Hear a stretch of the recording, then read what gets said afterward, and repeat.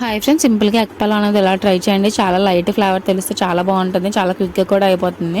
ఎండాకాలం కదా, స్పైస్ అనేవి ఎక్కువ యాడ్ చేయట్లేదు, దేవి వేడి చేసేస్తుంది అని చెప్పేసి దానికోసం ముందుగా స్టవ్ మీద ప్యాన్ పెట్టి కొద్దిగా ఆయిల్, కొద్దిగా నెయ్యి అయితే యాడ్ చేసుకుని బిర్యానీ మసాలా స్పైస్ యాడ్ చేసుకుని మంచిగా ఫ్రై చేసుకోవాలి.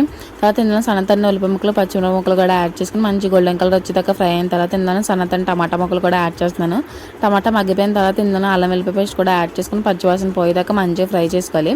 తర్వాత ఇందులో ఉప్పు, కారం, పసుపు, జీలకర్ర, ధనియాల పొడి, కొద్దిగా గరం మసాలా అయితే యాడ్ చేసుకొని మంచిగా ఫ్రై చేసుకుంటున్నాను. నేను చాలా తక్కువ క్వాంటిటీ అయితే యాడ్ చేసాను అనమాట, వేడి చేసేస్తుంది కదా అని చెప్పేసి లైట్ ఫ్లేవర్ తెలియడం కోసం అని చెప్పి లైట్గా యాడ్ చేశాను. ఆయిల్ పైకి తెలియదాకా ఫ్రై చేసుకొని ఇందులోనే కరివేపాకు, కొత్తిమీర, పుదీనా కూడా యాడ్ చేస్తున్నాను ఫ్లేవర్ కోసం అని చెప్పేసి. మంచిగా ఫ్రై అయిన తర్వాత గ్లాస్కి 2 గ్లాసెస్ చెప్పిన వాటర్ అయితే యాడ్ చేసుకొని సాల్ట్ అడ్జస్ట్ చేసుకోవాలి. ఇది చేసినప్పుడు స్టవ్ మీద వేరే ప్యాన్ పెట్టుకొని ఎగ్స్ అయితే ముందే బాయిల్ చేసుకున్నాను. అందులో ఆయిల్, కొంచెం ఎగ్స్ అనేవి యాడ్ చేసుకొని కొద్దిగా సాల్ట్, కొంచెం కారం అయితే యాడ్ చేసుకొని మంచిగా ఫ్రై చేసుకుంటున్నాను. వాటర్ అయితే బాగా బాయిల్ అయిపోయింది. ముందే కడిగి నానబెట్టుకున్న బియ్యం ఉన్నాయి కదా, అవి యాడ్ చేసుకొని కుతకుతలాడుతుంది అన్నప్పుడు ముందే ఎగ్స్ ఫ్రై చేసుకున్నాం కదా ఆయిల్తో పాటు అందులో యాడ్ చేయండి, మీకు కొత్త ఫ్లేవర్ తెలుస్తుంది.